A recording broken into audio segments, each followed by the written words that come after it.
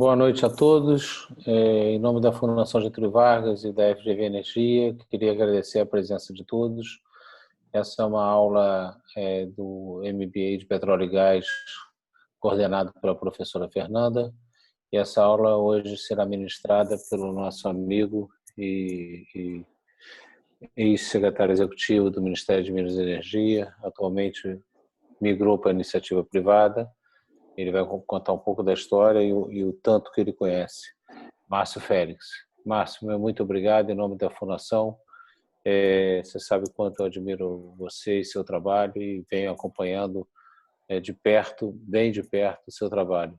Só tenho a agradecer em nome dos alunos de MBA de Petróleo e Gás e todos os outros aqui presentes. Queria agradecer a sua participação nessa aula, que é sempre engrandecedora. Já teve inúmeras pessoas aqui, outros palestrantes também, como você, e terão outros. A gente está vivendo num mundo novo e que esse mundo de tecnologia está trazendo possibilidade de você ministrar uma aula para 67 pessoas aqui no momento, que no passado recente talvez não fosse conseguir em função do horário. Muito obrigado e agora a palavra está com você. Eu devolvo a Fernanda para poder conduzir essa aula e ministrar aí essa apresentação para vocês. Muito obrigado, Márcio. Eu vou estar aqui, vou só tirar minha tela e meu som para deixar vocês à vontade, mas estarei aqui ao lado de todos. Muito obrigado. Fernanda, com a palavra. Obrigada, chefe. Gente, boa noite. Queria saudar os alunos do MBA de Óleo e Gás, meus alunos da Escola Superior de Guerra, os alunos da Energici, da nossa iniciativa, não é, Márcio, da qual somos mentores, que foram todos convidados. Espero que estejam todos presentes. Essa é uma aula extra do curso de Gestão em Óleo e Gás do MBA da Fundação Getúlio Vargas e que, por ser uma aula extra e dada a importância do tema, a FGV Energia quis torná-la uma aula aberta para todos os nossos convidados, amigos e mantenedores da Fundação Getúlio Vargas. Eu sou Fernanda Delgado, coordenadora do curso, assessora estratégica da FGV Energia e professora do curso, e é com muito prazer e com muito carinho que eu tenho aqui com a gente hoje o Márcio Félix, que foi secretário de Energia, de Petróleo e Gás do Ministério de Minas e Energia, e como o Carlos Quintela colocou, né, o diretor da FGV Energia, agora na iniciativa privada. E esse convite hoje foi para o Márcio trazer um pouco de um assunto que a gente tem falado muito, tem uma série de iniciativas acontecendo, né? O setor de óleo e gás está muito fervilhante, e a gente vai falar do setor do onshore, não é isso, Márcio? A gente vai falar do onshore, do programa REAT e de tudo que está acontecendo nesse setor agora. Antes da gente falar sobre isso, eu queria passar umas informações de housekeeping, né? O que vai acontecer hoje? Isso é uma aula, na verdade, tem uma dinâmica um pouco diferente do webinar convencional, né? Desses webinars que a gente participa todos os dias, né? Vários por dia. Eu queria que vocês mantivessem os microfones e os vídeos de vocês desligados, por favor. Isso ajuda no streaming. O Márcio vai falar, vai fazer algumas considerações, a gente vai ter uma interação. Eu vou deixar o bate-papo aberto. Vocês podem mandar as perguntas de vocês por bate-papo. Caso vocês queiram interagir, falem comigo pelo bate-papo, eu aciono o microfone de vocês e assim a gente vai levando essa dinâmica. A ideia é que a gente tenha aí uma aula de 40 minutos, uma hora, não mais do que isso. Na verdade, é muito mais, né, um papo do que exatamente uma aula. O que eu queria pontuar, né? O que é o onshore hoje, né? Só para a gente fazer um pano de fundo, né? Do que a gente do que o Márcio vai trazer com profundidade e com sabedoria, né? O onshore é da onde nasce a produção nacional, né? É da onde vem todo o esforço de produção nacional e hoje ele contempla alguma coisa com menos de 100 mil barris por dia. A ideia do programa REAT, né, que é de reativação de revitalização da produção onshore nacional é que a gente chegue a alguma coisa como 500 mil barris por dia. Se a gente tomar a dimensão de que a produção nacional hoje já passa de 3 milhões de barris por dia, o onshore ele tem uma produção, ele tem uma parcela muito pequena, né, dessa participação. E tem inúmeros fatores. Porque tem uma atratividade, o offshore teve uma atratividade maior por uma questão de produtividade, porque tiveram os investimentos da Petrobras voltados para essa área, por uma questão de produtividade, por uma questão de foco da Petrobras nessa área, baixo fator de recuperação no onshore, o que levou também a um baixo conhecimento geológico das áreas, enfim. Nesse pano de fundo, a gente manteve ali o monopólio da Petrobras nesse onshore, né? E essa abertura de mercado, esse desinvestimento da Petrobras que a gente está experimentando, traz uma série de oportunidades. Ela traz a possibilidade de você ter uma pluralidade de agentes econômicos, o que não era pensado até algum tempo atrás. Isso é importante. Essa pluralidade de agentes é muito importante, nem que isso comece de uma forma pequena, de uma forma simples, né? Como tem começado agora, mas ela tem que começar. A participação, a importância da participação da pequena empresa, né? É isso que o Márcio vem trazer para a gente. Existem N gargalos, né? E aqui eu já vi vários interlocutores que conhecem muito melhor do que eu, já vi vários rostos e vários nomes aqui de interlocutores do onshore que conhecem esses gargalos melhor do que eu, né? A gente pode falar de gargalos regulatórios, de gargalos que estão relacionados a licenciamento ambiental, a questões de infraestrutura e de escoamento dessa produção, a gargalos relacionados à desburocratização do setor, a gargalos relacionados a que é a Petrobras que compra a produção desses pequenos produtores do onshore. Então, gargalos são muitos, mas as oportunidades são muitas também. Nesse pano de fundo, eu passo a palavra para o Márcio. Márcio, mais uma vez, obrigada. Em nome da FGV, em nome da FGV Energia, a palavra é sua. Muito obrigado, Fernanda. Boa noite a todos. Primeiramente, gostaria de agradecer à FGV Energia pelo carinho, pelo convite, ao Carlos Quintela, como eu estava falando até antes aqui nos backstage aqui, que ele é uma pessoa que realmente a gente identifica com a FGV Energia, com carinho, assim como a Fernanda também. Então, para mim é uma honra estar falando aqui dentro de uma aula, dentro do ambiente da FGV, especialmente a FGV Energia, dentro do MBA na área de petróleo e gás. E, enfim, para tantas pessoas, eu dei uma passada aqui, mas não consegui ir ao fim, porque são muitas pessoas aí que estão aí nos acompanhando. Enfim, alguns nomes aqui, eventualmente, eu conheço, pelo menos só está o nome aqui, não tem a imagem, mas,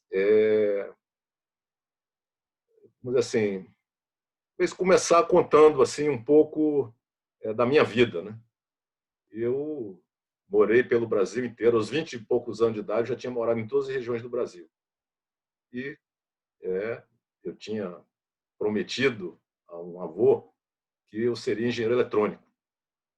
E, especialmente na área de telecomunicações. Foi uma coisa que eu gostei. Quando eu tinha assim, uns 10 anos de idade, eu fiz essa promessa. Meu avô faleceu quando eu tinha 14 anos, mas ele me deixou as abotoaduras para eu usar na minha formatura. Foi a herança o presente que ele me deixou. E eu, efetivamente, me formei em engenharia eletrônica pela Universidade de Brasília, em 1980. E, enfim, na área de telecomunicações, estava tudo bem, era estagiário da Companhia de Telecomunicações de Brasília. Só que, em 1980, começava a tal da década perdida. Não sei quantas décadas foram perdidas, mas aquela ficou com a fama de década perdida. Só que a gente só soube que era década perdida depois que tinha andado uma boa parte do tempo. Então, as coisas se fecharam, as oportunidades na área de telecomunicações foram se fechando. Eu fiz um processo seletivo para uma empresa, era ir para o Iraque, que estava tendo aquela guerra Irã-Iraque, para trabalhar no sistema de comunicação dos tanques, para da manutenção, da aula, da treinamento.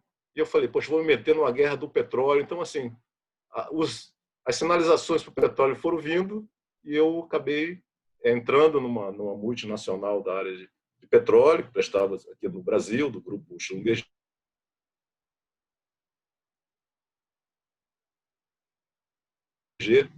E coisa, um jovem de 20 e poucos anos, fiz o concurso da Petrobras, segui uma carreira, enfim, bastante longa na Petrobras, fiquei 36 anos na Petrobras, mas nesse período eu fiz o curso de engenharia petróleo quando entrei na Petrobras, migrei totalmente para a área de petróleo, depois eu migrei para a área de energia, área mais gerencial, mais de gestão.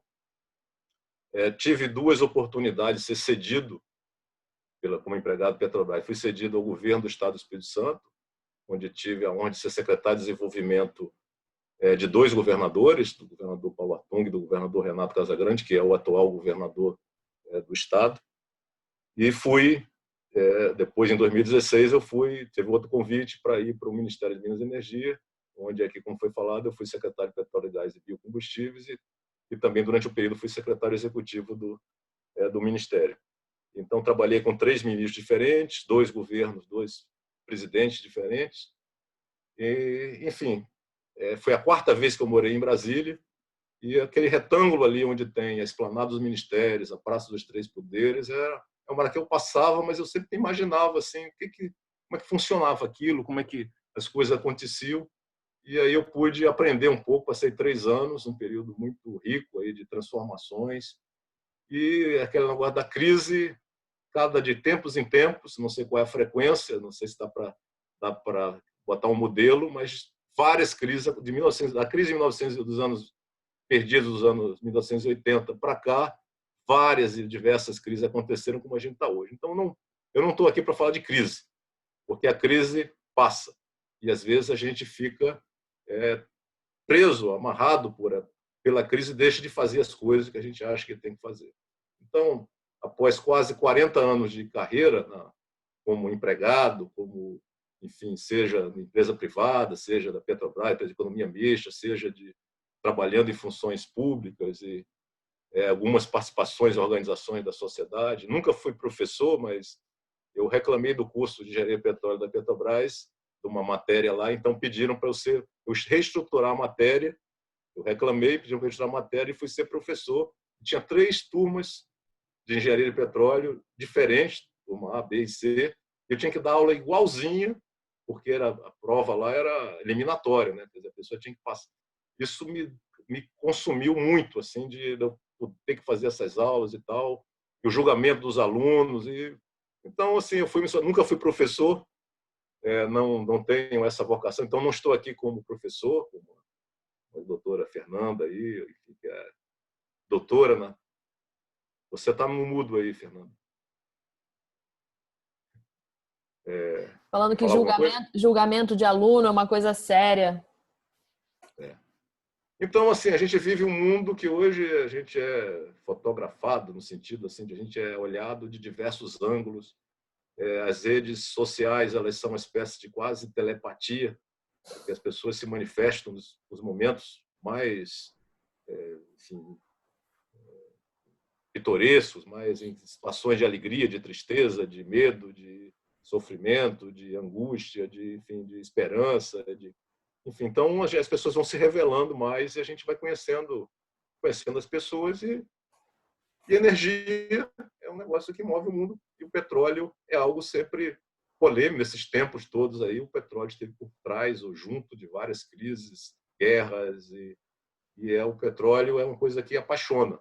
Então, a indiferença ao petróleo quase não existe. Tem gente que ama, tem gente que não gosta muito, vou usar a palavra mais pesada, mas eu sempre fui da conciliação, de buscar entender as partes, não é ser radicalmente contra ou radicalmente a favor de nada, mas achar uma posição de equilíbrio.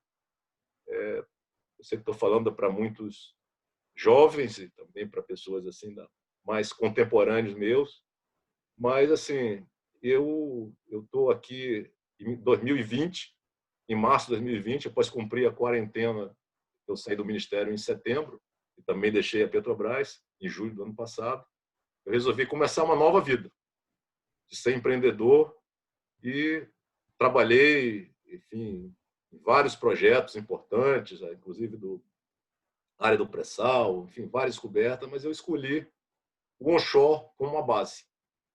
E não escolhi, não dá para em 2020 se criar uma empresa de petróleo e gás. Então está criando uma empresa integrada de energia, mas a partir da exploração, a exploração é importante, e produção terrestre.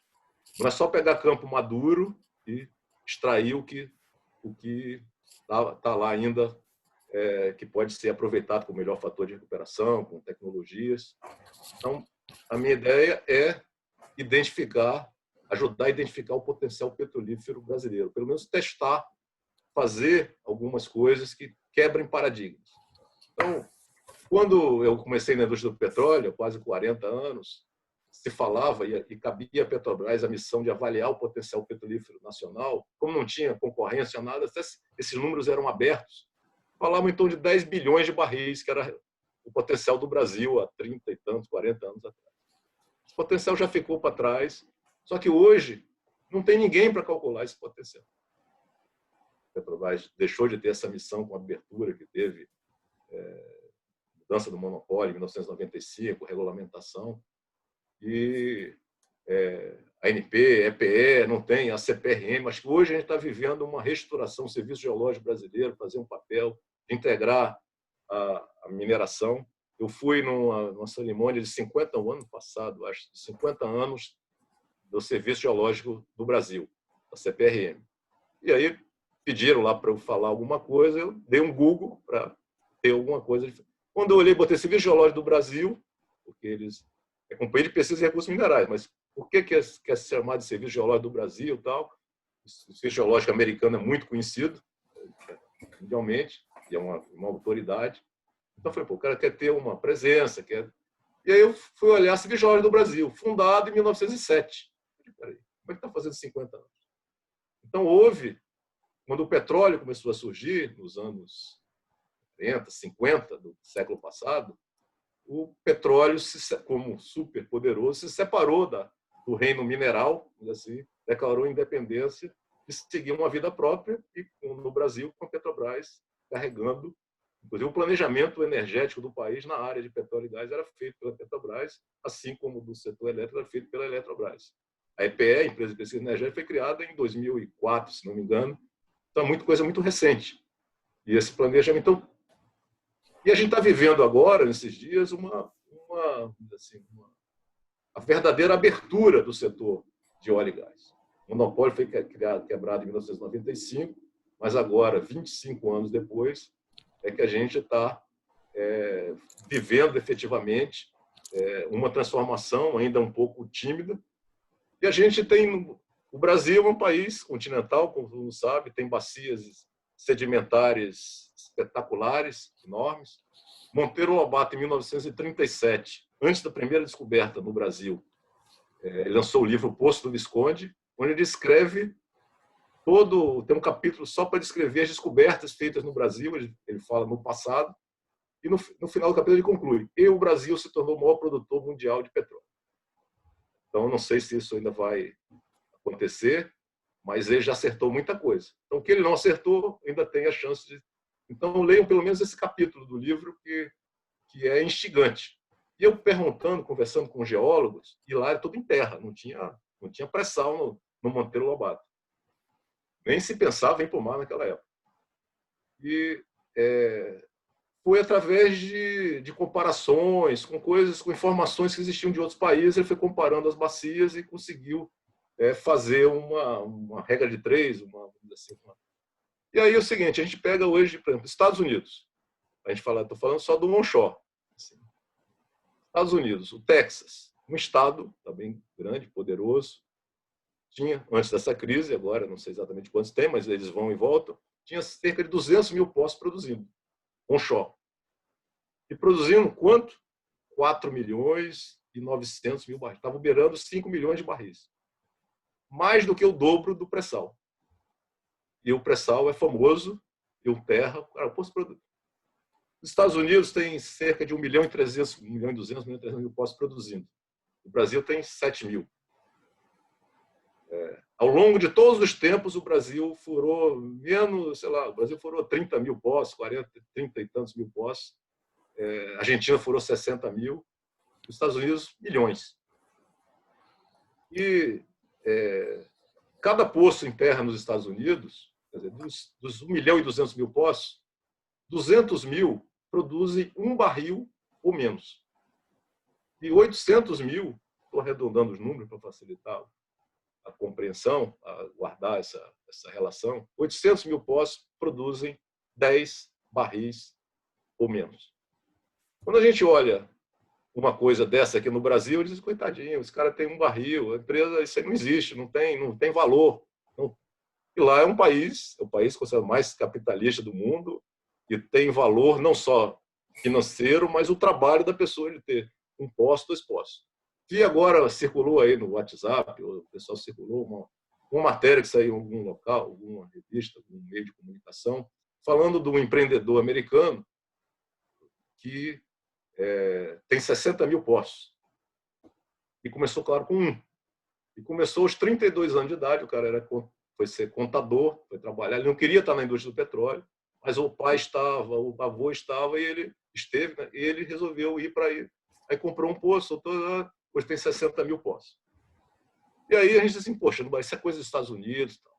Aí a gente olha aqui em torno de nós, praticamente todos os países que têm petróleo, eles têm uma atividade, a atividade é concentrada em terra e numa pujança muito maior do que o Brasil.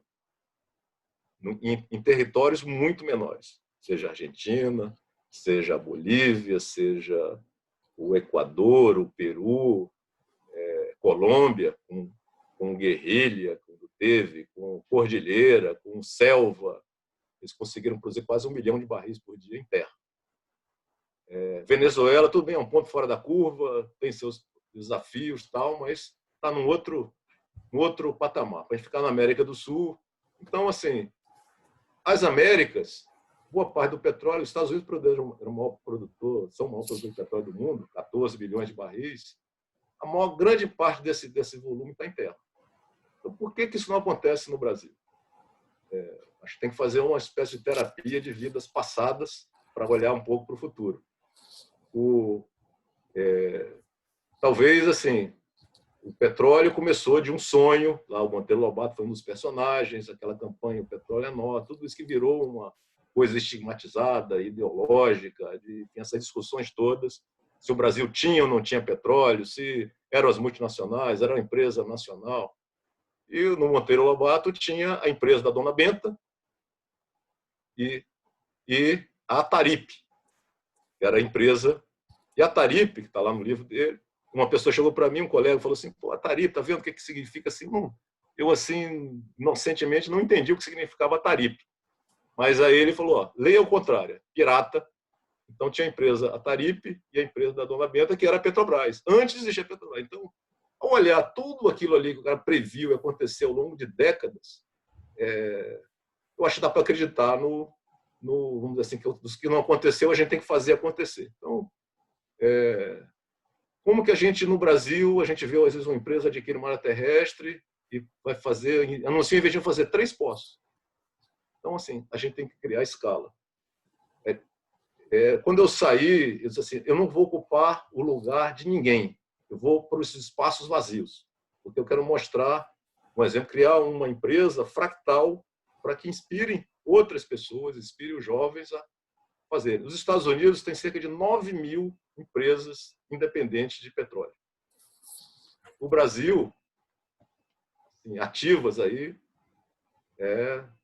com certeza menos de 100.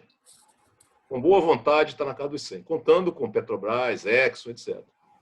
Então, é uma coisa totalmente diferente. Você vai a Calgary, no Canadá, na província de Alberta, tem cerca de 500 empresas lá em Calgary. Então, assim, como é que o Brasil, o país dos campeões mundiais da diversidade, tem meia dúzia de empresas, tem... E nos tempos de hoje, não é época pioneira, quer dizer, o petróleo, biogás, que tem papéis diferentes, às vezes são gás associados ou não. A gente está falando hoje de geração distribuída no setor elétrico, enfim, de renováveis. O Brasil tem um papel, tem uma transição, né, tem uma matriz energética das mais sustentáveis do mundo. A matriz elétrica, cerca de 84%, 85% de renováveis. E a matriz energética, a gente tem cerca de 40, se não me engano, 44, 45, está chegando nessa faixa de o lado não petróleo, o lado assim, renovável. E a gente tem ainda vamos dizer assim, um espaço muito grande para o gás crescer, aí, sem fazer trocadilho com o programa que tivemos lá no Ministério. Então, existe um espaço muito grande. E, assim, o que a indústria do petróleo ganhou essa coisa tão assim, forte no mundo? Por que ela se tornou uma referência? As guerras do século passado, primeira guerra, notadamente. Mas, assim, o marco importante foi a indústria automobilística. Agora, o carro lá do Ford T, lá do Henry Ford, modelo T, ele era a etanol de milho. O carro do diesel, motor diesel, era biodiesel.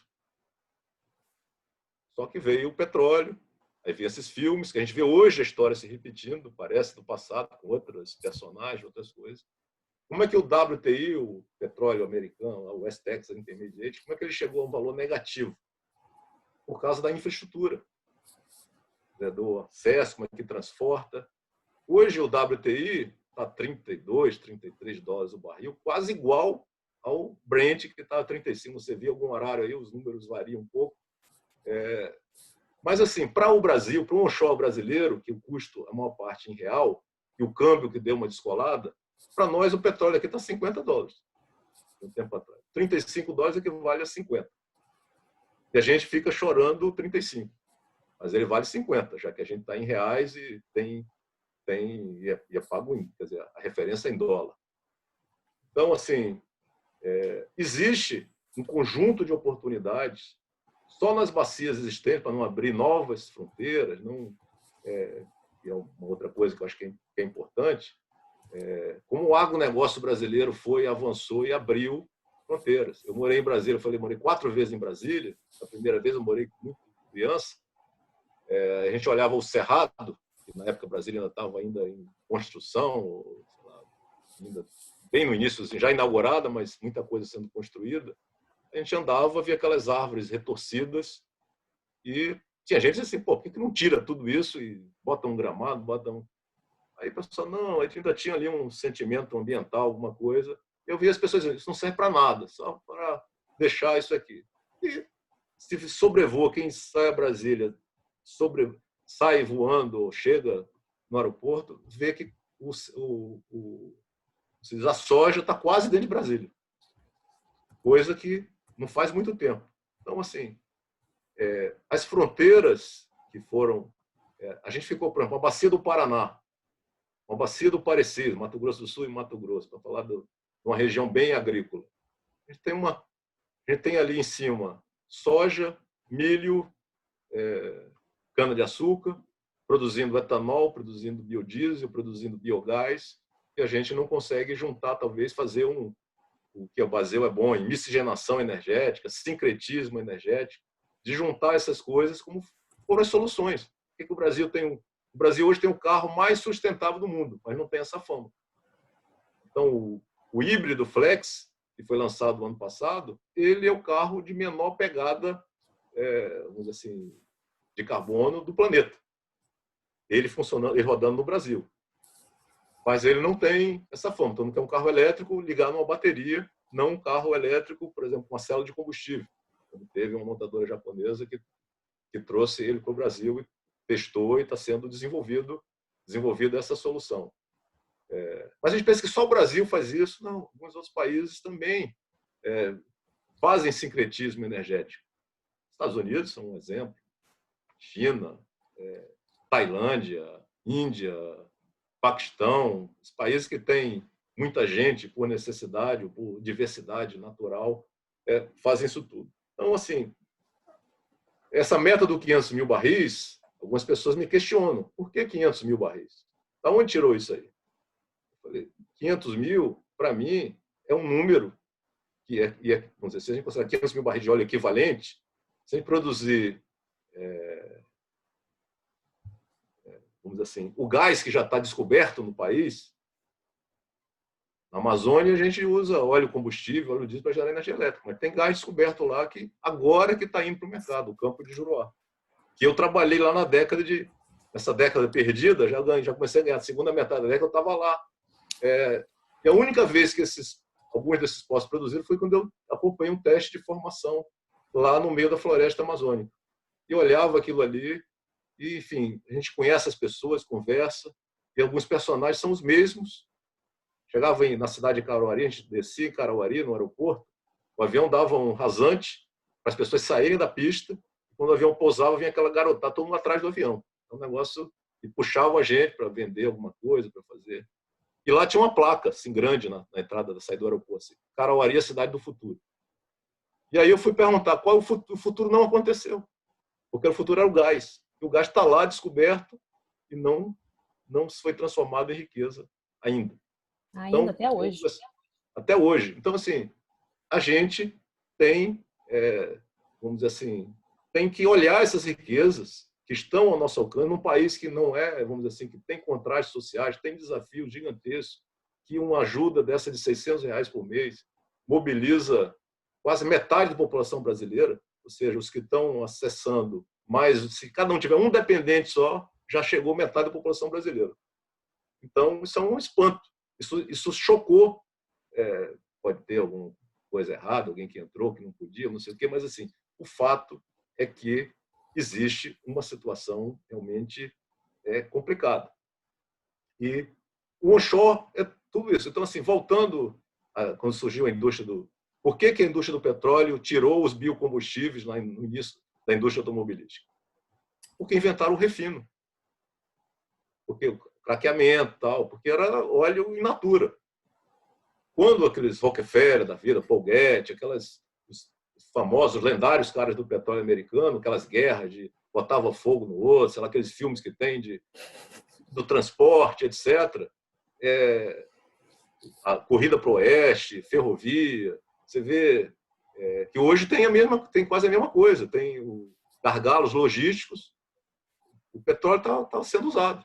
De outra natureza, né? Mas são gargalos logísticos. Isso, exatamente. E aí, vamos dizer assim, daqui a pouco pode ser que o WTI, depois de estar negativo, ele supere o Brent. Só falta acontecer isso. Então, assim, eu falei assim, a gente começou o ano de 2020, vocês devem se lembrar, porque tantas coisas já aconteceram só em menos de 5 meses. Parece que o ano está muito, sei lá, grande, muito... Mas o ano começou, não sei se foi dia 2 de janeiro, 3 de janeiro, teve um atentado lá no Iraque. Foi, do general... do general iraniano. O que aconteceu ali? O petróleo começou a subir, beirou os $70. E aí começou a ter uma ameaça de lado a lado, e que o petróleo, a gente começou a falar, o petróleo vai chegar a 100 e a Bolsa vai chegar aos 200 mil pontos. A Bolsa brasileira vai chegar aos 200 mil pontos. Chegou nos 120, se não me engano, chegar aos 200 mil. E aí, enfim, a guerra lá com aquele derrubada involuntária lá do avião civil deu uma esfriada, o petróleo ficou lá em cima, e vem Covid, joga o petróleo. Tal. Então, assim, eu não duvido que no final do ano a gente já esteja noutra situação e as pessoas não explicam depois o que aconteceu. Mas o fato é que ninguém tem um modelo para prever qual é o preço do petróleo. Então, num momento como esse, muita gente vai deixar de investir, vai fechar coisas, vai fazer falta lá na frente. Então, atitude assim incrível de muita gente inteligente, capacitada, competente, etc. Assim, quando o petróleo chegou a $147 o barril em 2008, o Brent chegou a 147 num determinado dia, as pessoas começaram a fazer, vamos fazer mais FPSO, mais sonda, mais isso, mais aquilo. O pré-sal no Brasil estava bombando, vai resolver a vida de todo mundo, vai ser... As pessoas me perguntavam na rua assim, vem cá, o que eu vou ganhar com o pré-sal? Eu estava lá no Espírito Santo como gerente geral da da Petrobras, então era uma pessoa meio conhecida, então falava do pré-sal, e eu perguntava, vem cá, o que eu vou ganhar? O que vai mudar a minha vida? Eu fazia uma continha, transformava assim, o lucro da Petrobras em distribuía pela população brasileira e ia dar R$10 por mês para cada um.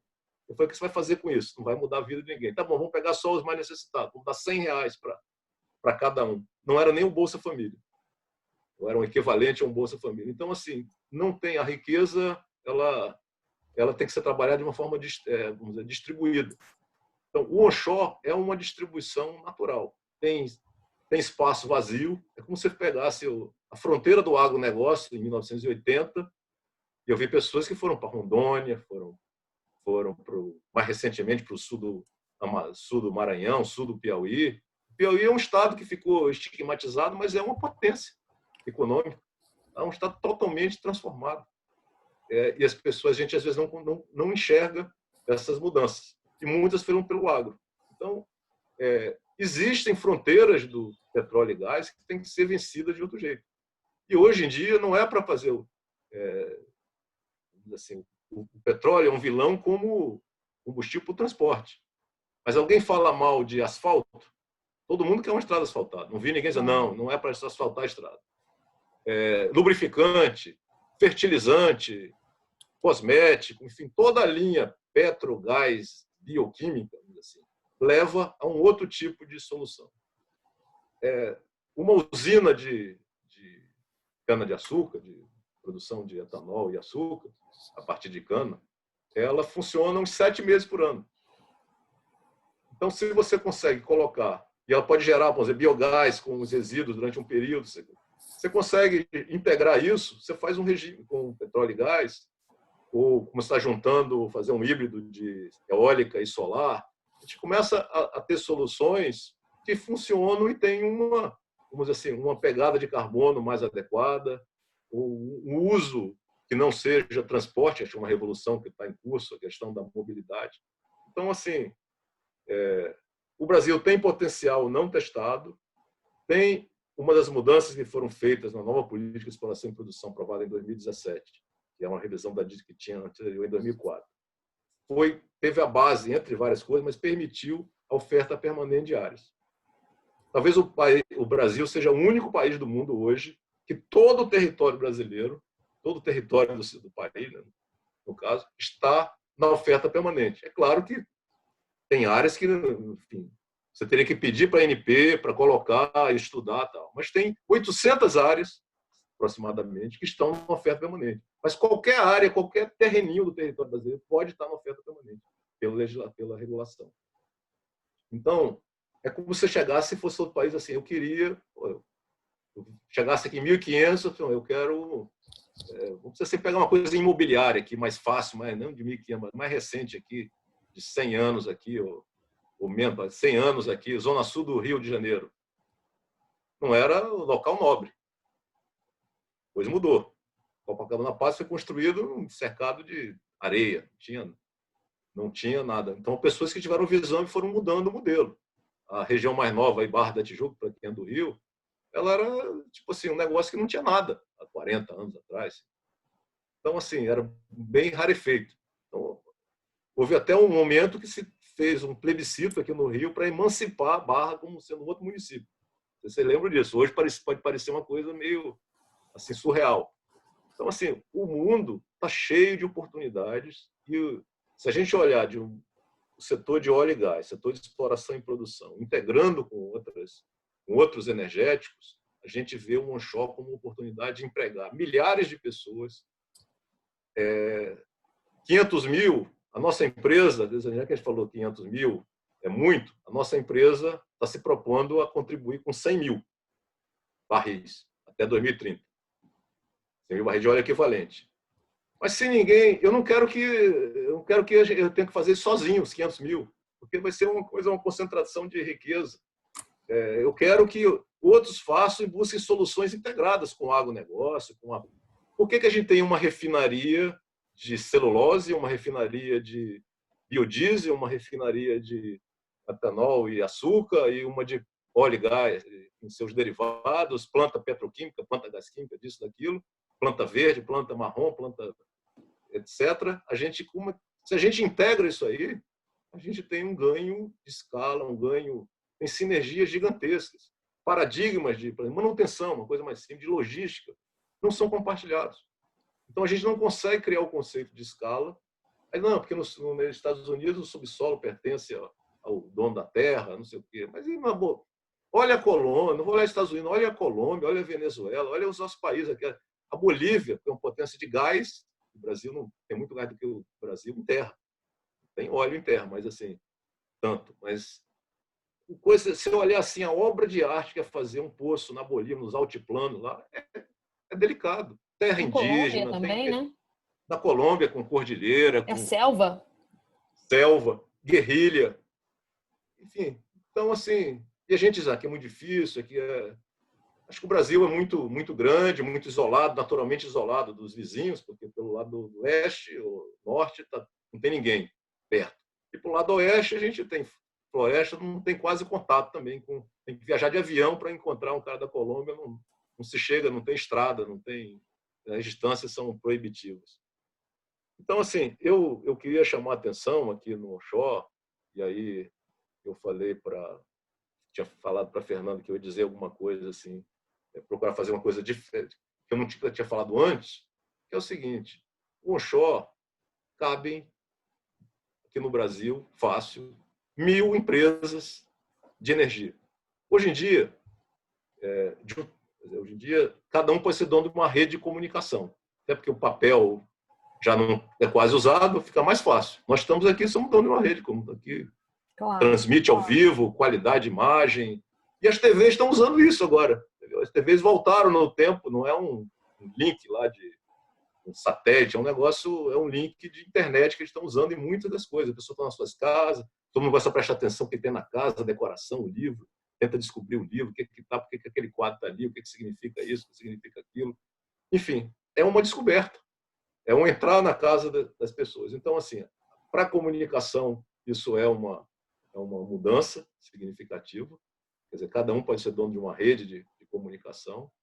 E assim, a gente está caminhando para cada pessoa poder ser dona de uma empresa de energia. Seja na sua própria casa, botar uma energia eólica, solar, coisas, um moinho, um catavento, que possa usar para água. Essas coisas pareciam coisas românticas assim que alguém usou e isso não é para usar. Tem como enfeite em alguns locais. Então, a gente tem como usar as forças da natureza e colocar dentro disso aí, mesclado, petróleo, especialmente o gás onshore. O gás onshore, uma pessoa falou, o gás onshore, você tem um gás lá em Mato Grosso, não tem outro gás para chegar lá. Tem Cuiabá ainda tem um gasoduto da Bolívia que não está sendo usado, mas assim, em Sinop, em Lucas do Rio Verde, por exemplo, que são fenômenos agrícolas, áreas estão ficando muito ricas, um gás não chega lá. Então, se você tem gás lá, na bacia do Parecis, aquilo ali faria uma diferença para aquela região. É um aditivo. Em vez da gente misturar o biodiesel no diesel, a gente vai misturar um pouquinho de diesel no biodiesel. Vai botar 90% de biodiesel e, sei lá, um pouquinho de óleo que não vai macular o sistema. Agora, deixar essa riqueza... Coitado do motor, Márcio. Não, mas tem... O motor aguenta, o motor pode chegar aí a B100, aí já tem. Então, a gente tem condição, quer dizer, a gente tem uma obrigação de usar essa riqueza de uma forma sustentável. A Noruega, que é um país... Noruega e Canadá são dois países que têm muitos recursos naturais, que são exemplos que eu procurei me inspirar quando a gente foi montar a nossa empresa, por causa de inovação. E, ao mesmo tempo, eles investem em inovação, têm discussões sobre petróleo e gás, mas eles são muito fortes nisso. E na década de 60, nos anos 1960, quando a Noruega descobriu o petróleo, eles fizeram lá 10 mandamentos para a indústria do petróleo. Então, tinha lá uma regra, por exemplo, uma das regras é a seguinte: só pode usar 4% da riqueza. Então, o Fundo Soberano da Noruega, que tem mais de $1 trilhão hoje, ele foi construído nesse princípio, esse fractal muito simples. Do recurso que sobra, só usa 4%. Aqui no Brasil, a gente está pedindo emprestado de 20 anos na frente para pagar e depois fica devendo. Então, não sai dessa...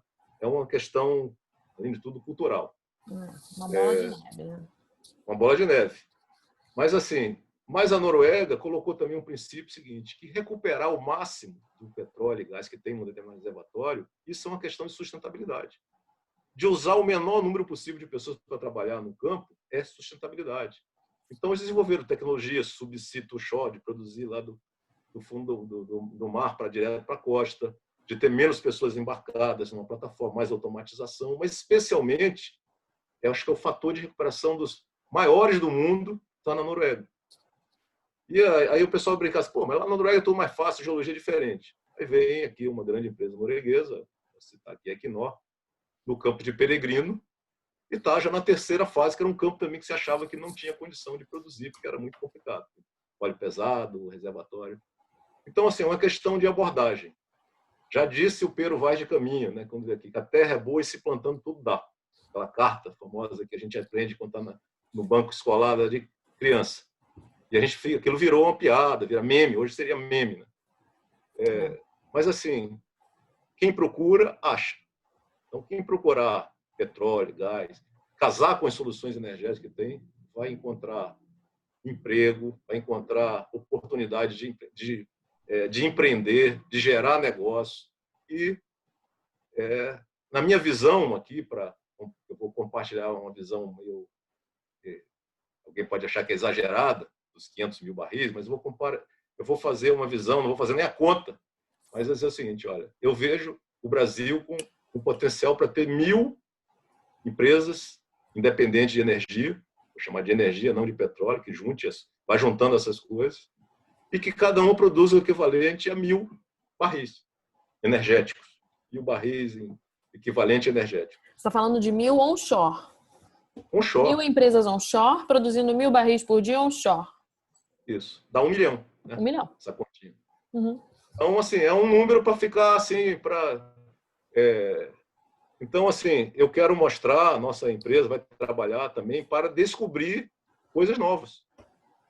A gente, assim, no Brasil Colônia, assim, a gente mais ou menos a história bem simplificada, assim, pau-brasil, onde tem pau-brasil? Vamos tirar o pau-brasil. Ah, tá mais difícil, está em cima de um morro, vamos tirar no outro lugar. Então, a gente está assim com o petróleo. Está mais fácil aqui, vai embora, deixa no outro, vai vida nômade. A gente tem que ir, ficar e criar riqueza naquela região. Às vezes, uma cidade do sul do país, que não tem petróleo, mas tem um nível de receita parecido com uma cidade onde tem petróleo, mas tem uma qualidade de vida, tem o funcionamento da máquina pública muito mais eficaz do que no local, às vezes, que está nadando em dinheiro. Então, são questões, diferenças culturais, diferenças de momento, mas, assim, é a hora da gente fazer uma coisa pelo Brasil, e meu legado, assim, depois de 40 anos, quase 39 de carreira na indústria do petróleo, é começar uma empresa para que elas sejam um fractal, que é possível criar milhares de empresas independentes de energia. Pode ser uma empresa do tamanho de uma casa, pode ser um comércio, pode ser um bairro, pode ser um shopping center, pode ser uma fábrica. Cada coisa dessa pode ser uma... Aí você é muito mais de 1.000, falando 1.000 como um negócio mesmo, não como... Então, assim, eu queria dar essa provocação para todos aí e ficar à disposição. Você trouxe, quando você fala o conceito de todos nós somos uma empresa de energia, né? Você traz o conceito do prosumer, né? Que é o produtor e consumidor ao mesmo tempo, né? É aquela coisa do veículo elétrico que se abastece durante o dia e a energia que ele não usa, ele devolve para a rede no final do dia. O cara que tem painel solar e a energia que ele não usa, ele devolve para a rede durante a noite. Então, é um conceito que está sendo muito explorado no setor energético, né? De todos nós sermos pequenas centrais produtoras de energia. Agora, eu quero esquentar aqui a discussão. Realmente fiquei muito, muito envolvida aí pelo que você falou, Márcio. Você falou que a sua empresa quer chegar a 100.000 barris de óleo equivalente por dia, né? Como você pode compartilhar com a gente qual o modelo de negócio da sua empresa? O que você vai fazer com esses 100.000 barris por dia? Se você pode compartilhar com a gente, claro. Se você não puder, a gente entende, obviamente. E queria que você trouxesse também um pouco e explicasse, né? A gente tem muitos alunos aqui, eu estou vendo uma série de pessoas da indústria, claro, mas lembrar que isso é uma aula, né? Queria que você compartilhasse com a gente também o que é o programa REACT, trouxesse um pouquinho da história do programa REACT também, o que ele é, o que ele se propõe, dá uma resgatada nisso para a gente também, por favor. Tá bom. Bom, obrigado. Eu posso falar, eu vou falar mais do REACT do que da empresa. Tudo bem. A gente é vamos dizer assim, um spin-off do REACT, vamos dizer assim. Então, ir para o campo fazer o que o REACT disse para fazer, a gente vai fazer de uma maneira diferente. Então, nós estamos trabalhando com o conceito de ecossistemas energéticos regionais, que é juntar vários atores energéticos que tenham sinergias entre si e, vamos dizer, produzir um gás que vai gerar um outro produto, que tem um determinado recurso mineral, que está ali, eu falei do Serviço Geológico do Brasil, integrar os recursos minerais para produzir um fertilizante, para produzir alguma coisa, que de combinar as coisas que existem, a gente combinar de uma maneira que não é só gasolina e diesel. Então, o que a gente está trabalhando, e a gente deve anunciar aí nos próximos dias já alguns negócios ainda meio tradicionais, mas assim, por exemplo, um dos negócios que a gente quer trabalhar num polo gás químico. O polo gás químico, na verdade, eu quero criar um shopping center químico. Uhum. Eu quero botar uma loja âncora, 2 lojas âncora e o shopping acontecer.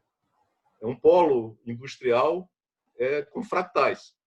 Não é construir um império. Então, a gente vai botando as peças onde estão faltando. É como montar um quebra-cabeça de 1000 peças, que você bota uma peça aqui, daqui a pouco, pô, eu estou enxergando já qual é a figura, começa a ver, mas a pecinha é difícil às vezes, mas assim, colocar as primeiras peças é o que a gente quer fazer para as pessoas começarem a enxergar e cada um montar, e não é ser um trilho, nem uma trilha, mas ser uma indicação, vamos dizer assim, de um caminho, que é usando a história do sincretismo energético, eu gosto de falar, miscigenação energética, de não ter preconceito contra a energia, cada um de dia uma, de noite a outra, enfim, quando está ventando, usa mais uma, fica uma competição olímpica entre energias, que uma é melhor. Não tem melhor nem pior, tem a questão a gente precisa ter qualidade de vida, tem, sei lá, uma parte da população que está sem acesso à energia, a gente vai dizer que só pode ter acesso se for de determinado jeito, então a gente precisa trabalhar nisso. O REACT é uma criação brasileira. Então, o termo REACT é rejunta, reúne, e é uma sigla de revitalização das atividades de exploração e produção terrestre. E aí, quando a gente fala revitalização, talvez é um conceito errado, porque nunca ele foi vivo demais. Ele não está revitalizando. A gente tem que fazer ele nascer. Então, assim, Boa. o Oxó do Brasil ainda não nasceu. Ainda está nascendo. E aí, o REACT, eu tenho que agradecer aí os amigos baianos aí, com sua criatividade. O Anabal está aqui em algum lugar. Isso, a Anabal está aí, eu acho que a Lívia está aí, Lívia Valverde. A Lívia tá. Isso. Então, eles lá na Bahia criaram a logo, criaram o nome do REACT, criaram Estou aqui sim, ó, a Anabal já se acusou. A Anabal, viu uma mensagem aqui do Anabal. Já acusou o golpe aqui, o Anabal. Então, o Anabal é personagem central dessa história aí. Porque totalmente. Eu esqueci o nome da garota, tentei guardar o nome da garota que fez a logo do REACT 1, e depois fez o ajuste para o REACT 2020. Então, assim, uma das últimas coisas que eu participei no Ministério, já no final de agosto, eu saí no dia 2 de setembro, eu já sabia que eu ia sair, mas ninguém sabia que eu ia sair. Ninguém sabia que as pessoas lá, mas o ministro sabia que, enfim, já sabia, mas a gente lançou o REACT 2020. Por que o REACT 2020?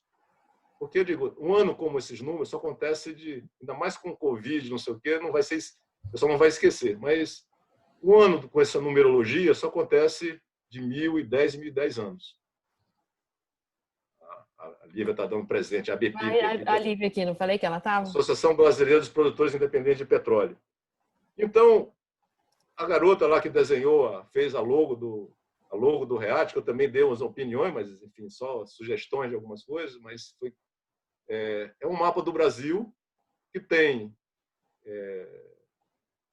que tem pássaro, tem planta, a Mata Atlântica, que o pássaro que é o polinizador, o multiplicador, que pega a semente dessa árvore e joga para outras coisas. Então, a gente fez tem um simbolismo, o símbolo do REAT, a logo do REAT, que é exatamente isso aqui, do pequeno se tornar bacana. Então, ele tem uma coisa de autoestima. Relevante, assim, né? A relevância o posto do pré-sal produz 50 mil. É a mesma coisa chegar assim, olha, eu tenho uma rede de hipermercados, você tem uma merceariazinha, você tem uma barraca numa feira, você não é ninguém. Mas às vezes a pessoa que tem um negócio pequenininho, ele pode ser mais lucrativo, pode empregar mais gente, são coisas diferentes.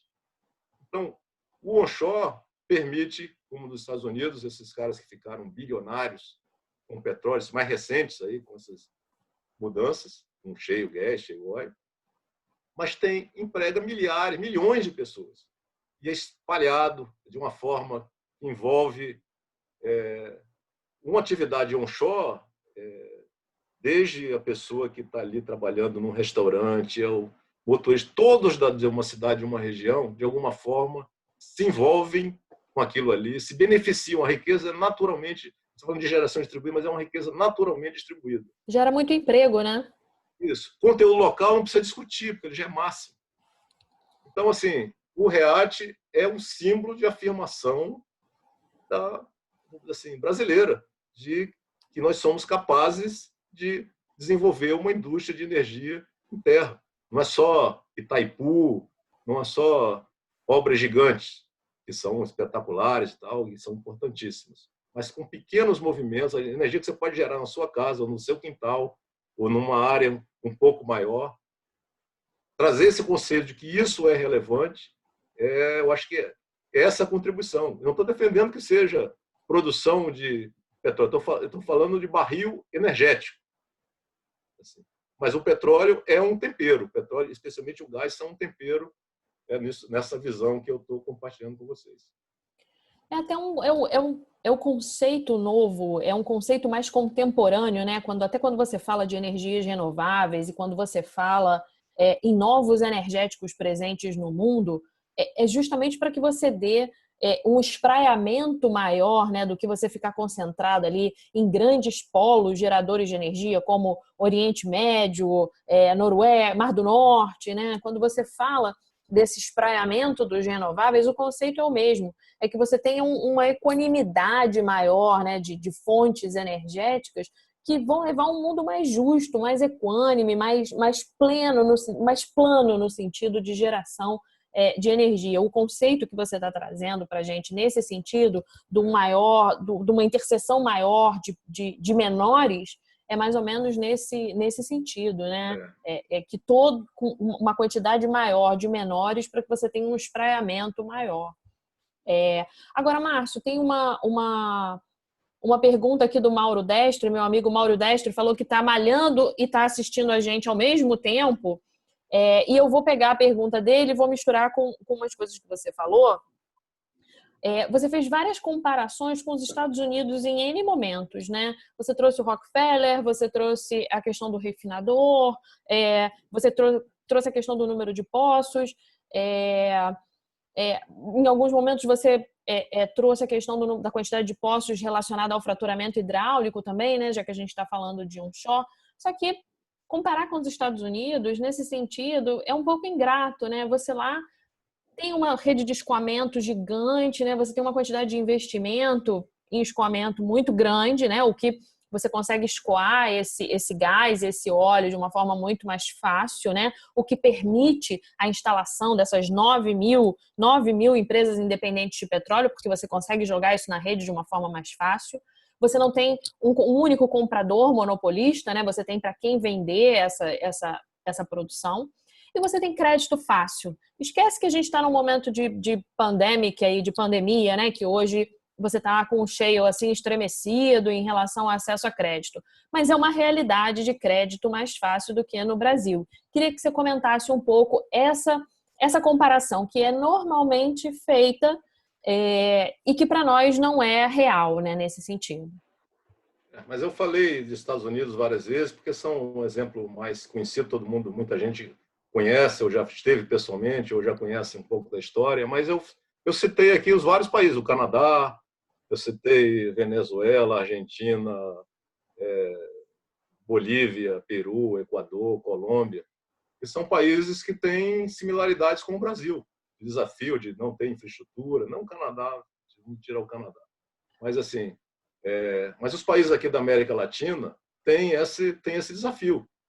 Agora, o Brasil que tem a indústria onshore menos pujante de todos que têm petróleo e gás em terra.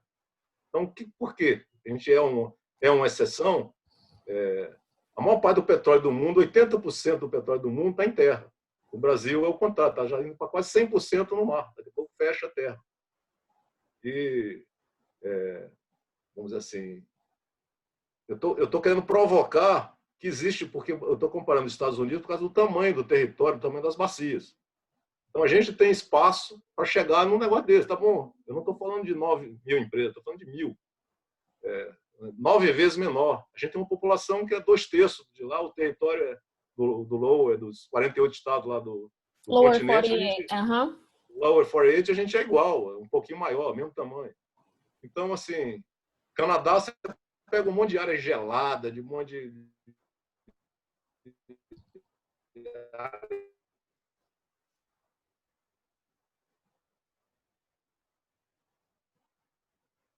vários nossos vizinhos aqui que tem em selva. A gente não está, assim, não defendo nada em selva. Então, as áreas que já estão prontas, a gente tem que usar. E o nível de perfuração de poços, cabe em Rio de Santos, para ser terrestres costeiras, cabe em milhares de poços. Mas ninguém faz. Então, a gente tem que sair desse modelo de que é 1, 2, 3 poços para fazer centenas, milhares. E a gente vai sair com algumas soluções de mercado para que isso aconteça. Então, a gente está bolando questão de... Estamos negociando, articulando várias alianças estratégicas, várias parcerias para desenvolver um que a gente está chamando de integrating service, não é serviço integrado, é integrando o serviço. Integrando o serviço. Um conceito um pouco diferente. Então, assim, da gente trabalhar com parcerias com institutos de pesquisa internacionais e nacionais que estão aí disponíveis, que tem muita gente, a universidade, a infraestrutura que está nas universidades brasileiras desenvolvida para a área de óleo e gás, a gente vai deixar, especialmente nas áreas do onshore, elas estão prontas. A quantidade de cursos que foram montados de engenharia de petróleo, como tem vários aqui assistindo hoje. Tem muita coisa que foi usada com recurso de P&D, né? Isso. E assim, o que essas pessoas vão fazer? Eu fui um engenheiro eletrônico que virou engenheiro de petróleo. E depois virei, sei lá, empreendedor, sei lá, pessoa, gestor, sei lá que o nome possa ter. Agora, eu defendo que o cara que conhece petróleo, ele pode fazer muitas coisas.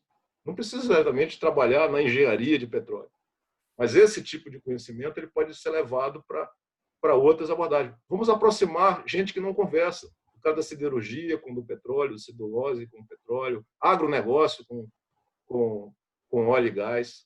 A gente está fazendo isso. A gente está fazendo algumas parcerias. Fizemos parceria com a Datagro, por exemplo. Nós estamos fazendo um mapa. Um mapa com a Datagro, por exemplo. E a gente coloca onde está o milho, onde está a cana-de-açúcar, onde está a soja. Por exemplo, 3 energéticos, assim. E aí, quando a gente começa a confrontar com a infraestrutura, que a gente é do petróleo e gás, a gente só vê o mapa do petróleo e gás, não vê as outras coisas. Aí a gente, tem um negócio que está aqui do lado, tem uma sinergia que a gente não está.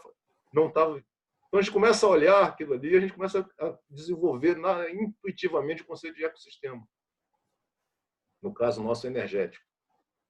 Excelente. Tenho mais uma pergunta aqui, olha. O Giovanni Rosa mandou para a gente o seguinte: Márcio, parabéns pela aula. Muito encorajadora ao empreendedorismo. Faço dele as minhas palavras. Geramos muita expectativa nos últimos anos E ao pré-sal, na opinião, neste novo cenário de Covid e preços, favorece ao resgate do onshore, gás e óleo? A questão, assim, a gente quando está numa crise ou quando está num momento de euforia, a gente extrapola para o céu ou para o abismo total. Então, assim, a gente, isso é uma gangorra, altos e baixos, a gente tem que saber que vai subir, descer, tem que se preparar para isso. O pré-sal como o pessoal fala na geologia, é uma anomalia, né? Uma anomalia geológica, uma coisa espetacular, que tem uma história por trás de como foi conseguido, com muita obstinação, muito... E está aí, é uma realidade, já está conquistado, o pré-sal já está conquistado, vai ser produzido. Agora, se a gente não investir em descobrir novas riquezas, isso vai parar, vai acabar. Então, eu defendo procurar novas riquezas, ou seja, exploração, não é só produzir, aumentar o fator de recuperação dos campos maduros, mas descobrir novas áreas, abrir novas fronteiras e dar novos usos ao petróleo e gás, que tenham um apelo, um uso, assim, uma eficiência regional muito forte.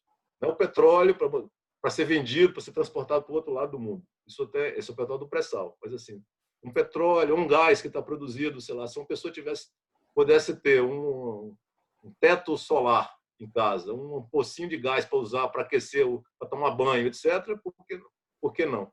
Claro. Então, para movimentar alguma coisa, tal. Então, assim, se a gente vai trocando coisas sempre com eficiência energética maior, com uma pegada de carbono menor, a gente está contribuindo para o meio ambiente. E o meio ambiente não é só carbono, assim, a vida das pessoas. E são complementares também, né? Exatamente. Então, assim, eu não sei se é beneficiar o onshore. O onshore precisa ser lançado um novo olhar. O que o Covid me chamou a atenção, eu falei aqui, é a gente perceber que 100 milhões de brasileiros precisam de R$600 por mês para dividir ainda por 2, 300 para cada um. Se 51 milhões de pessoas se inscreveram aí nesse programa, tirando eventualmente algum problema, alguma coisa que tenha tido, 50 milhões, cada um tem um dependente, são 100 milhões de pessoas, praticamente metade da população brasileira que precisa de um negócio desse. Então, um país que tem esse perfil, como que a gente vai abrir mão de uma riqueza que está ali perto de nós? Não pode. Não pode, tem toda a razão. A Noruega não abre mão da riqueza dela, por que o Brasil vai abrir mão? A gente não pode abrir mão nem de saber o que a gente tem, né? Isso eu coloco sempre quando eu falo de fraturamento, de shale gas e tight oil, quando eu falo no Brasil, você tem que saber o que você tem, né? Principalmente. O Sérgio Roberto, aluno do MBA, mandou uma pergunta. Boa noite, gostaria de saber os maiores desafios do onshore e o que está sendo feito para alavancar essas atividades. Bom, os desafios são muitos. Acho que o primeiro desafio é acreditar, fazer com que essas pessoas acreditem, que acham que é bacana, que é bonito. A gente falou, o pessoal usou aí esse onshore is beautiful. A gente tem que chegar e isso é da Nabal. Isso é da Nabal, exatamente. Então, assim, é beautiful, bom sotaque baiano aí. Eu não consigo imitar o sotaque baiano, eu falei com o sotaque mais para cima um pouco. Mas, embora tenha mãe baiana, né? Mas, assim, a primeira coisa é o preconceito. Quantas coisas o Brasil tem que vencer o preconceito? Isso é um negócio ruim. Não tem. Primeira vez, você vai isso não tem. Se tiver, não é comercial. E se for, isso aqui é um negócio que não dá dinheiro. Então, como é que eu vou escoar? Para onde eu vou vender? Para quem eu vou vender? Não vale a pena. Aí o cara não nasce. Não vem no planeta Terra. Não... Então, assim, existe oportunidade. Então, assim, quem procura, acha. Então, assim, você tem várias perguntas e as pessoas estão perguntando assim.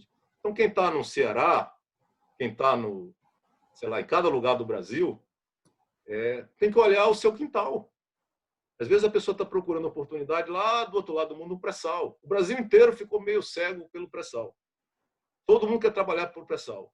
Gente, eu fui dar fazer uma apresentação num evento lá numa universidade no Nordeste e o título do evento era as oportunidades do pré-sal, não sei o quê.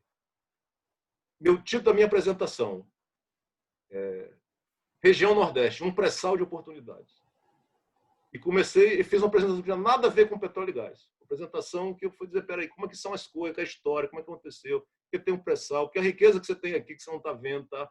Você acha que o pré-sal vamos dizer assim, a licitação, o leilão da ANP, que deu esses principais campos do pré-sal, de concessão, a Petrobras se juntou com empresas assim de menor porte na época, porque as grandes não se interessaram em entrar junto. Foi um leilão sem ninguém. Depois o pessoal se matou por causa disso. Então, assim, antes de alguma coisa ficar famosa, o pré-sal virou uma grife.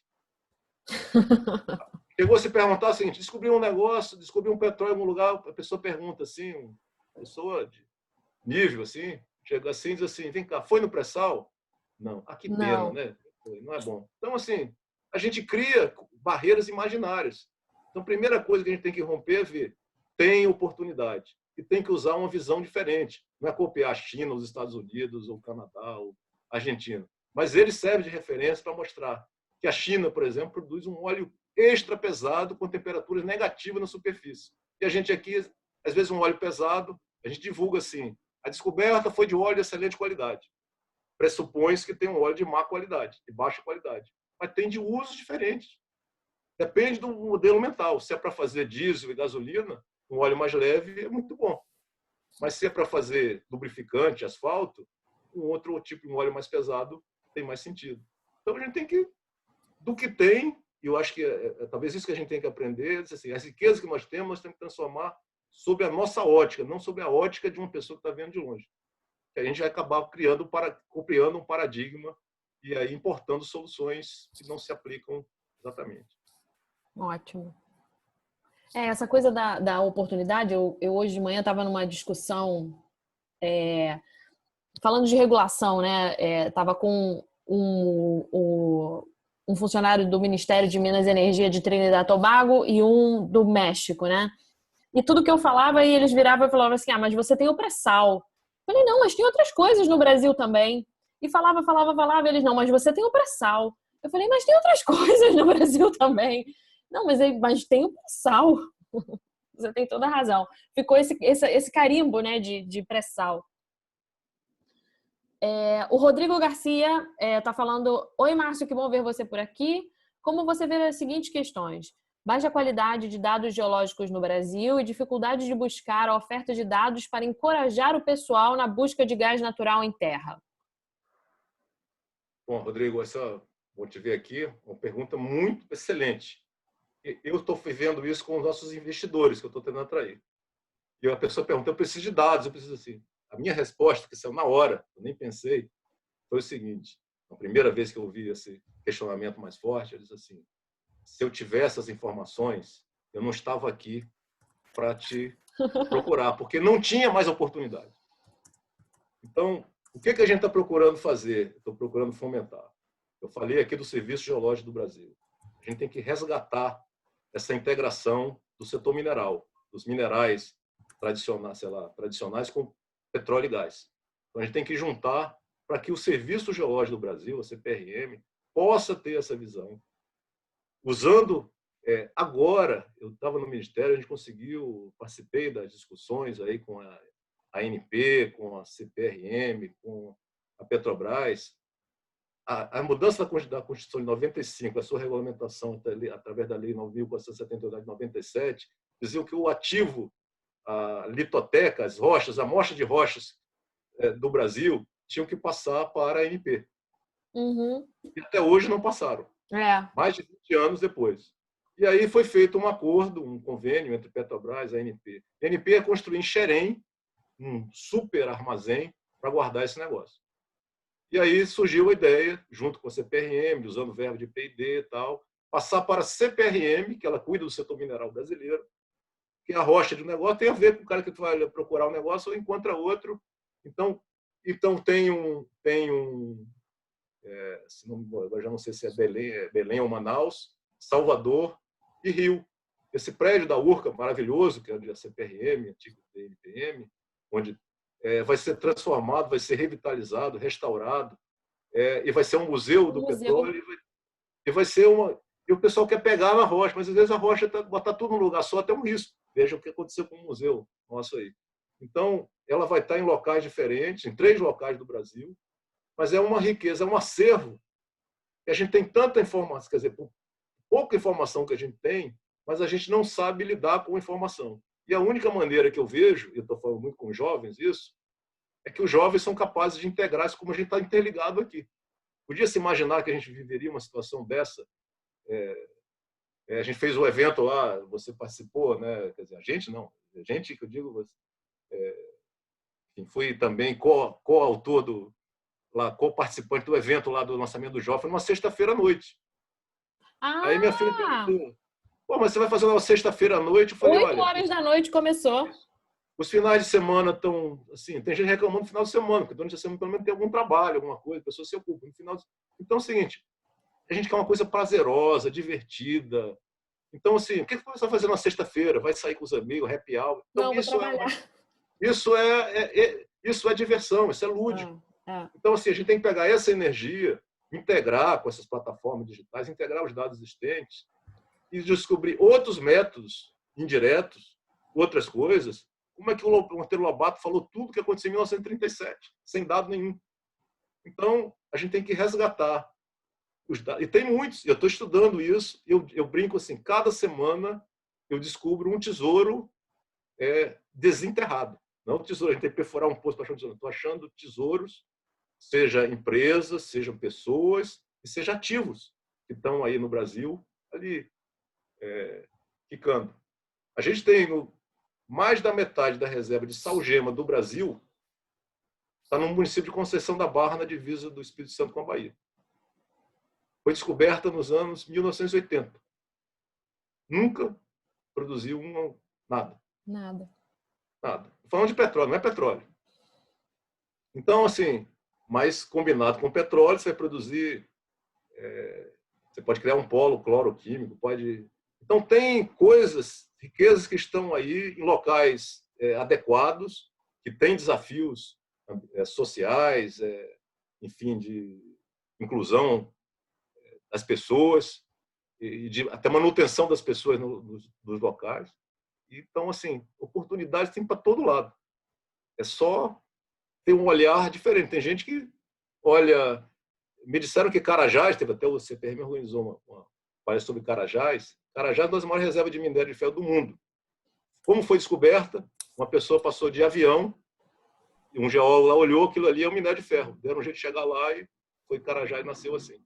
Foi o petróleo em terra no Rio Grande do Norte, muitos sabem dessa história, a Petrobras tinha descoberto petróleo no mar, no litoral do Rio Grande do Norte. E aí, lá em Mossoró, na cidade de Mossoró, tem águas termais no subsolo, e foi um hotel Termas, chamado Hotel Termas, lá de Mossoró, estava sendo construído, tinha as piscinas de águas termais, de 60 graus, vai descendo. Fizeram um poço para encher a piscina de água. O que saiu desse poço? Petróleo. E aí foi descoberto o petróleo num offshore no Rio Grande do Norte que produziu quase 100 mil barris por dia lá. Por acaso. Então, assim, gente, lançar um novo olhar. É o que tem. Se a gente for esperar ter informações, a era do petróleo, a era seguinte vai ter passado, a gente não vai ter informações. E não, então, vai ter que ficar para o acaso também, né? Já passou essa coisa do acaso, né? Já. Isso. Então a gente tem que usar outras tecnologias, outras coisas, integrar outros conhecimentos, geoquímica, tem vários tipos de abordagem para você fazer sem precisar de uma CIM tradicional. Porque senão qualquer um descobre. E assim foi o pré-sal, recentemente. Não o risco de furar um poço muito grande, porque não se enxergava muito abaixo da camada de sal. Ótimo. Vamos caminhando para o final. Eu vou privilegiar as perguntas dos alunos, né? O Iago Lucena. Boa noite, Márcio. Eu sou estudante da UFC de Fortaleza e lá eu comecei o curso de Engenharia de Petróleo a partir o Nordeste é forte e referência na produção em terra. Como as universidades do Nordeste podem e devem contribuir para a melhoria desses campos? O que pode melhorar nas pesquisas? O que você acha que as parcerias trariam de resultados relevantes, né? Como integrar, o que ele está perguntando aí é como integrar as parcerias com as universidades do Nordeste. Eu citei aqui de passagem as universidades e tem uma rede de laboratórios, de cursos, de pessoas que fizeram mestrado, doutorado, pessoas altamente capacitadas e motivadas. Eu acho assim que o desafio, normalmente, das universidades é elas lidarem com o empreendedorismo, lidarem com o negócio. A nossa sociedade brasileira, ela tem uma aversão, uma certa, enfim, a fazer negócio. Não pode ganhar dinheiro, é pecado. Estou falando ser capitalista selvagem, não. Estou dizendo as universidades poderiam se financiar com alguns negócios. Eu andei aí em algumas universidades, Federal do Rio Grande do Norte, Federal de Campina Grande, USP, Universidade Federal de Pelotas, enfim, PUC, Rio, UFGV, fez a Universidade do Rio, de um modo geral, aqui como eu estou aqui na FGV Energia agora, a gente tem que colocar cada um a serviço de desenvolver negócio. A pesquisa em si, esse modelo da verba de P&D, de desenvolver coisas que às vezes têm o seu sentido, mas assim, a gente precisa de aplicações práticas. E um olhar de uma oportunidade, olhar alguma coisa e ver como oportunidade transformar. A gente tem na Bahia, Salvador, lá, o Senai, Cimatec, né, que é um centro de excelência a nível mundial. Uhum. Nossa empresa está usando, depois a gente vai anunciar nos próximos dias aí, a gente descobriu, uma das riquezas, a gente descobriu uma empresa no Rio Grande do Norte que faz processamento de geofísica. E eu falei assim, pô, mas como é que esses caras têm, como é que eles precisam de supercomputador, como é que esses caras fazem isso? O Cimatec. O computador do Cimatec. Eles têm parceria com o Cimatec, eles têm os computadores dele, mas tem. O Cimatec faz coisa para o pré-sal, mas vai fazer coisa para a nossa empresa. Eu nem sabia que era possível isso. Eu achava que eu tinha que contratar um negócio e assim. Então, são oportunidades, estão lá no Rio Grande do Norte. O centro pode fazer uma propaganda aqui. Centro Potiguar de Geociências, CPGEL. Já ouvi falar. Lá em Natal. E que está articulado e está, enfim. Mas é um gigante que, vamos dizer assim, pouca gente conhece. Então a gente tem que integrar. Eu acho que a força é montar uma rede. A rede toda era em cima da Petrobras, fez um papel maravilhoso. Mas esse papel de coordenador de rede já não está mais. Então, os nós de rede, vamos dizer assim, tem que assumir a liderança. E a liderança, enfim, não tem uma fila, uma coisa, tem que se apresentar. E é por isso que eu estou investindo também nos jovens. Eu acho que os jovens é que vão fazer essa... Eu vou lançar vários desafios para os jovens e, assim, a gente vai ter... Amanhã mesmo vou ter um webinar e outro dia vai ter o dia da minha mentoria, vai ter outras coisas. Os nossos 15 estão aqui, né? Isso. Então, já se prepare que eu vou lançar um desafio para cada um de vocês. Não hoje, mas eu vou lançar um desafio que é para transformar o seu sonho numa jornada de crescimento. Opa! Nossa! Então, cada um vai ter um sonho, vai ter uma coisa diferente, a gente vai trabalhar. Porque, assim, eu acho que a gente tem direito pode ter direito a tudo. Só não tem direito a tirar o sonho de uma pessoa. Dizer aquilo não é possível. Que aquilo faz a pessoa, até obriga a pessoa. Então, os 500 mil barris, pode deixar que eu vou pagar isso aqui para a sociedade brasileira. Agora, acima do 500 mil, aí deixo para a garotada aí. Tá gravado, hein? Tá gravado aqui nessa aula, hein, Márcio? Tá gravado com N de testemunhos aí. O Fraga Araújo, Márcio, parabéns pela palestra. Meu questionamento do impacto do esforço do governo brasileiro de implantar a inovadora tecnologia de fraturamento hidráulico nos poços onshore, favorecendo a produtividade dos poços. Olha, o Brasil é um país assim de paradoxos. Então, tem várias coisas que são permitidas, aceitas pela sociedade, e outras têm um tabu, assim, Então, por isso que eu falo, não é o lado tecnológico, é o lado cabeça, o lado cultural, o lado... Então, primeira coisa, eu digo o seguinte, o nome genérico para esse tipo de operação é estimulação. Eu brinco assim, ninguém quer ser fraturado, todo mundo quer ser estimulado. Então, se eu vou estimular um reservatório, todo mundo vai aplaudir. Agora, se eu vou Ninguém pode falar fraturamento, né? A palavra está até proibida, né? Fraturamento e fracking, que é em inglês, não posso nem falar. Ainda. Então, isso aí é proibido. Se a gente chegar no campo de Candeias, na Bahia, no Recôncavo Baiano, o campo de Candeias é o primeiro produtor comercial do Brasil. O Poço Candeias 1, que eu tive a honra de visitar quando ele completou, sei lá, 60 e tantos anos, ele está produzindo desde os 70 anos, eu fui lá. Ele está produzindo desde 1939, Candeias 1. E nos anos 1960, uma parte do campo de Candeias, a produção era shale oil. Mas no Brasil, shale, em português, é folhelho. Então, produção do folhelho naturalmente fraturado.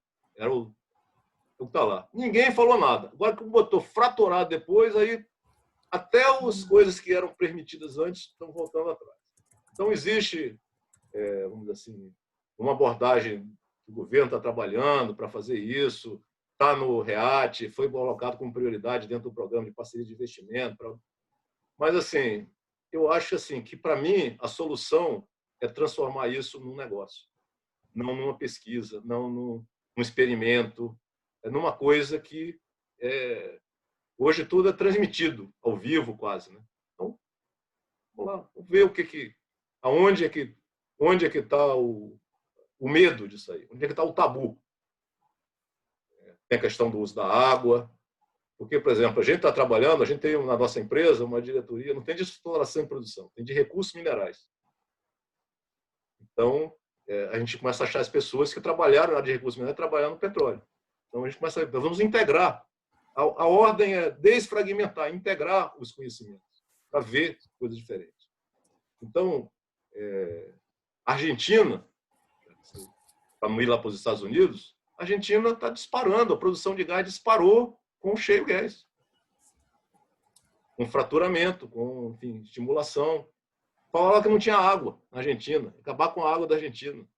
A Argentina, as geleiras se derretem sazonalmente, formam-se rios, essa água vai toda embora e passa para uma região totalmente inóspita. Região pedregosa, seca, mas cria enchente. Então, tem água. Então, assim, aproveitar essa água, está aumentando, então transformar em oportunidade. Quando foi Anhelo, lá na região de Neuquén, na Argentina, tinha uma placa lá, que eu me lembrei de Carauari, da placa de Carauari. Que eu ri quando fui em 1980 e pouco, lá em Carauari, vi a placa Cidade do Futuro. E aí eu vi lá em Anhelo a placa Futura Capital Mundial do shale gas. Shale gas. Eu falei, pô, esses caras aqui, eu quero saber de onde, eu quero parabenizar o cara que botou essa placa aqui. Porque o cara está com visão, está sem vergonha de ser ousado, está com orgulho, está com, vamos dizer assim, não tem preconceito, não tem medo de virar meme. Então, isso a gente precisa, vencer essas barreiras.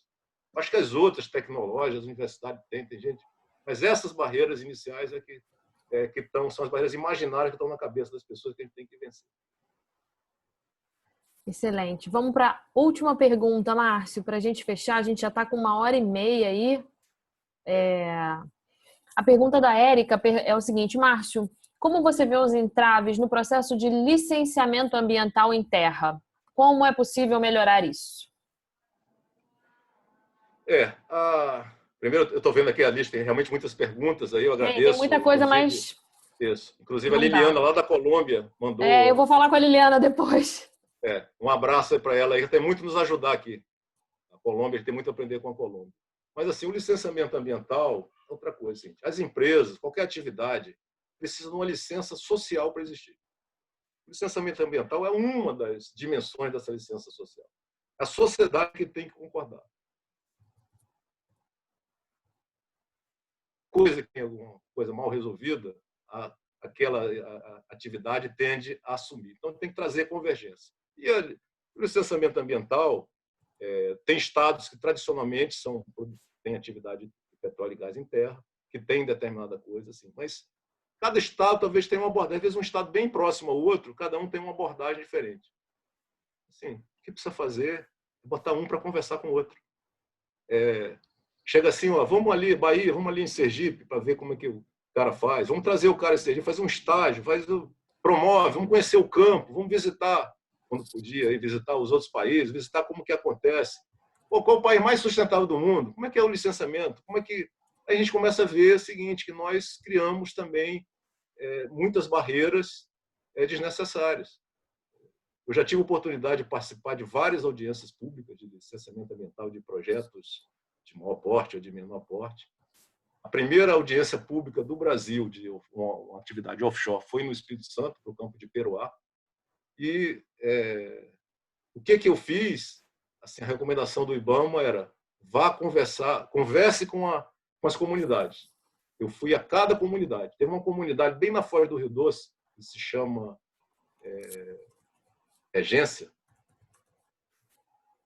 e um senhor chegou lá e falou assim: ó, eu estou aqui há 50 anos, eu já tinha se aposentado, sei lá, o cara tinha, sei lá, 90, o cara, estou aqui. Nunca ninguém veio perguntar qual era o nosso sonho. Porque o pessoal dizia assim: eu vou fazer um projeto, pede alguma coisa para eles. Um jogo de camisa de futebol, uma trave, rede, um dinheiro para ir, um churrasco. Era isso que o pessoal pedia. Eu falei: gente, a gente não veio aqui para isso. A gente veio aqui para conhecer o sonho de vocês. Porque esse projeto, a gente está dizendo que ele é maravilhoso, vai fazer isso, fazer aquilo, gás, vai ter... Ele é para ajudar a transformar a sociedade. Então, vocês têm que primeiro vão entender o que é o projeto, como é que é. Então, expliquei. No dia da audiência pública, oficial, chegaram assim: a gente trabalhou para ter recorde público. Às vezes se trabalha para não ter público, mas trabalham para ter recorde público. Então, as pessoas botaram a melhor roupa que tinham, foram lá como se fosse uma festa. Cada um ia lá na frente e dizia assim: eu vim aqui torcer pelo projeto. Eu vim aqui apoiar o projeto. Eu vim aqui... Aí o cara do banco chegou para mim: o que você fez com o pessoal? Eu falei: eu fiz o que vocês sugeriram, que era a gente conversar com a comunidade. Eu expliquei o projeto. Aí, claro, sempre a gente tem contra, tal, assim. Mas o público, quando alguém estava contra, o público tomou... Então, assim, se entende o projeto, se o projeto faz sentido, isso é um modelo da Noruega, diga-se de passagem, que eu não conhecia, de licenciamento. A comunidade se reúne e discute o projeto, o que vai fazer, tudo modifica. Como aquilo ali vai influenciar na sociedade, de emprego, de coisa, de... Os benefícios, né, que vão ser... Os benefícios, de transformar aquilo numa oportunidade. Não é uma coisa assim, tá bom, vamos passar um projeto. Então, o licenciamento ambiental, eu acho que nos projetos que eu estive até hoje, a gente andou muito rápido e tranquilo. Vamos dizer assim, às vezes o pessoal acha que tem que ter um chicote no órgão ambiental para andar, para... Não, pelo contrário. O órgão ambiental também precisa compreender melhor o projeto. Ele não pode ser... atrasou a licença, o Brasil está perdendo não sei quanto. Quando o projeto atrasa e a licença adianta, ninguém fala nada.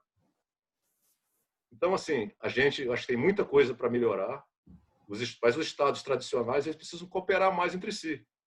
E quem tem que fomentar essa cooperação, no modo de ver, tá lá, as universidades, a rede. Então, a garotada com rede e tal, tá aí, bota para conversar, faz um webinar dos licenciadores ambientais de 4 do estado do Nordeste. Cada um apresenta uma coisa. Isso aí assim, está na mão e tem um efeito.